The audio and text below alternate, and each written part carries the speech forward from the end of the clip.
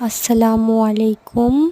আশা করি সবাই ভালো আছেন। আল্লাহ তাআলার অশেষ রহমতে আমিও ভালো আছি।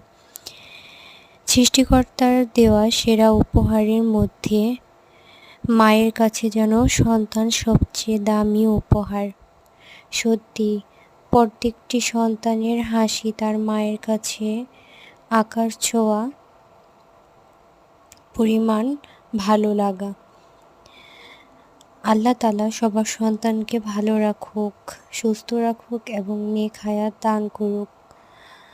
এবং আমি যে বিষয়টার জন্য বলছিলাম, প্রত্যেকটা মা তার নিজের সন্তানের জন্য অনেক অনেক স্যাক্রিফাইস করে, তার মনের আনন্দ, দুঃখ, বেদনাগুলো তার সন্তানের সাথেই ভাগাভাগি করে। তাই আল্লাহ তাআলা প্রত্যেকের সন্তানকে